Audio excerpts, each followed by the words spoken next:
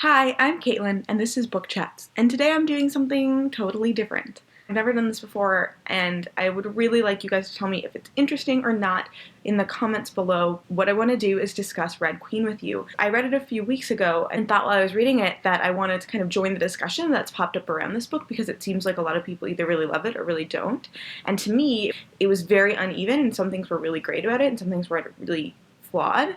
But I started watching people's reviews, and I realized that like a traditional review wouldn't really suffice. If I were to do a spoiler-free review, I would just say the same thing that other people have said before me in a much better way. And if I were to do a spoiler review, I would really just end up talking about these issues instead. There's just some things that I noticed in it that I wanted to discuss. The first little teeny bit will actually be spoiler-free, and then I'm gonna say like it's spoilers from here on out. I wanted to say, first of all, that Red Queen is a book that I was heavily invested in the story of, and I think that that's a big part of the reason that ultimately I liked it. So if there's anything you take out of this, ultimately, I did actually enjoy the book. I think I'm probably going to give it 3 stars, but I didn't enjoy it so much that I can see myself continuing with the series. I just have a lot of books on my to-read list. I'm feeling the pressure a lot lately, and it wasn't so compelling that I actually care what keeps happening. So I liked it enough while I was reading it, but as soon as I was done, I didn't care about the characters.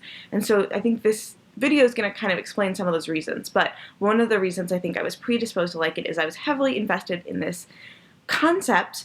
When I was like 12, I had the idea that it would be so cool if a book was written in a world where people, instead of having different blood types, had different colors of blood. I thought that this was like such an interesting concept, but this is one reason that I'm not a writer, guys, because I had this idea for this world and I had literally no plot to go in it. Like, nothing. Like, it's been more than 10, 15 years since I had this idea, and I'm always like, what plot should go in that world? I don't know. What should be happening? I don't know. And like I had some weird like kind of half plot things that were very like middle school kid based, kind of Tamara Pierce influenced, and I never had anything. So as soon as I heard this book was coming out and it was using this idea that I'd always thought was a good one, I was like, yes, I am on that bandwagon. I'm reading that book. And then I really liked the cover, and then it had good buzz, and so I was like, awesome. And then it had like the kind of backlash buzz, and I was like, whatever, so invested in this concept. I definitely thought that particular concept was very original. I was very excited to see someone actually do it, and I thought that this idea of using it to create this kind of caste system was really interesting as well.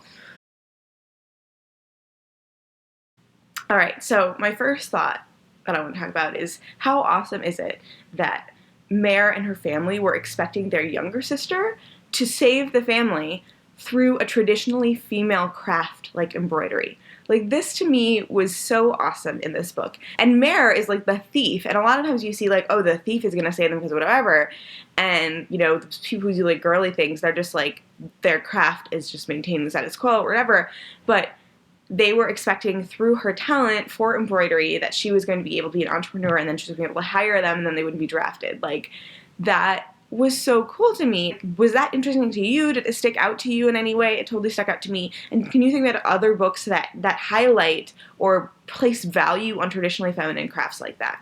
But that also brings me to my first kind of like, what is going on? Which, in general, I felt like the pacing was really bizarre for this book, and part of that, to me, was that if I honestly had not read the description, if someone would just hand me the book and was like, read this, and I didn't know what it was supposed to be about, I would think it was a completely different book based on the first, like, quarter of the book. The direction that it feels like it's going in when Mare, like, we're introduced to Mare, she goes to the Coliseum, she's, like, ditzing around with her family, it's like, oh, I don't want to get drafted, oh, my friend's gonna get drafted, oh, we're trying to save him, oh, we're gonna run away.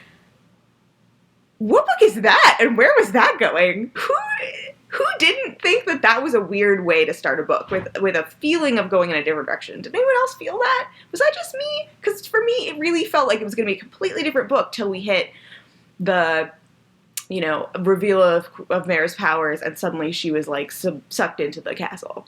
Like, just like a one little thing, going back to Mare and her sister and what happens. Why in the world, when Mare gets access to all these resources, does she save her friend, but not ask someone to heal her sister's hand? Like, what? You have these magical healer people, and nobody told me that they couldn't heal something like a week later. And it wasn't even a whole week. Let's talk about how this book is kind of a pastiche of so many other books. So one of the biggest criticisms I saw, and I saw it just kind of in the margins because I tried to avoid reviews and criticisms before I read the book, is that this book feels, even though it has such an original like concept with the different colored blood, like it feels like every other book you've read, basically. It feels like it just pulls from so many other things. Here's two that I was like, really, guys? Not the whole book, but when we get to the Queen's trial, was anyone else like, oh, this book just turned into the selection? What? Like, I laughed. I laughed aloud reading my ebook.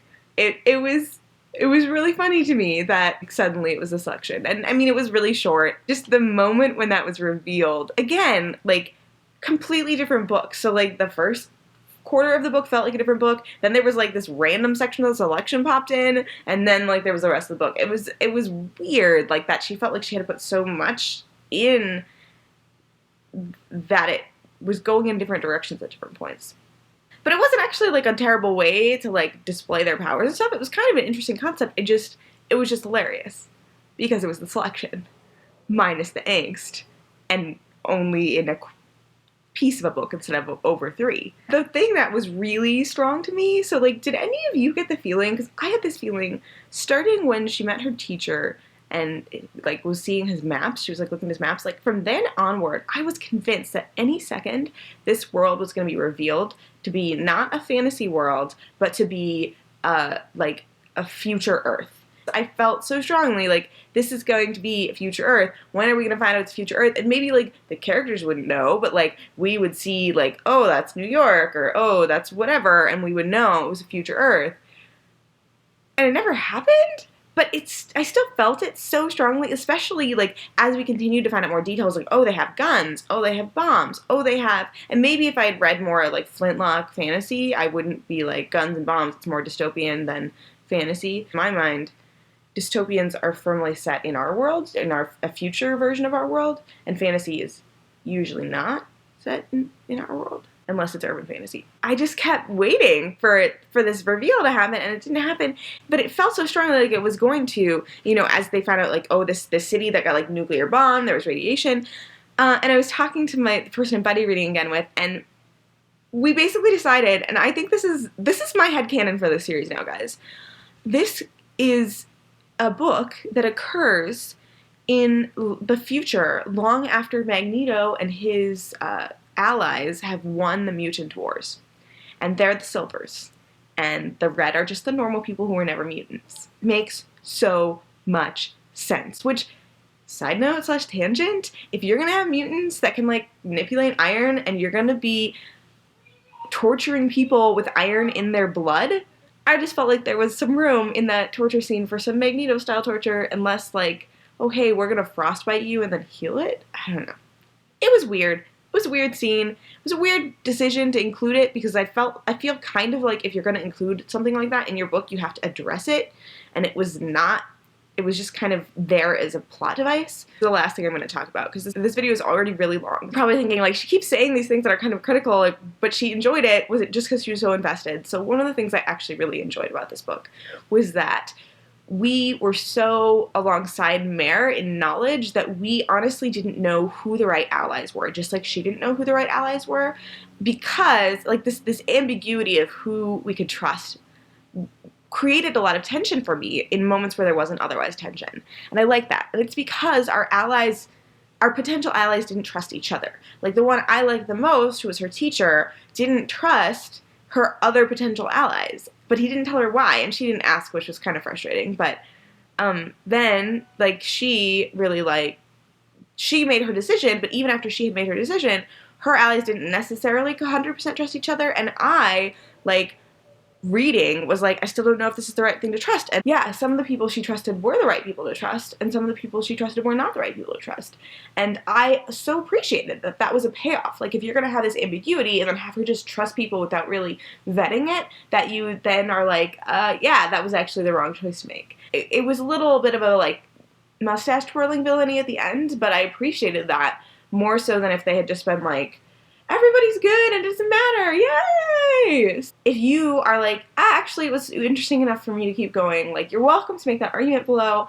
I don't have any problem with people who want to keep reading this series. I don't think it's like evil or bad. I just am not personally going to continue. And, like, please let me know what you think of any of these kind of things. What were the past, when I talk about being a pastiche of other things, what stuck out to you the most? Like, what's your headcanon that this is similar to? What did you like the most about the book? What did you feel about that ambiguity of who we can trust? What did you feel about her sister and the role that she had? Like, please let me know below. I really want to open a discussion with this and talk about things in the book. Thank you so much for watching, and I'll see you next time.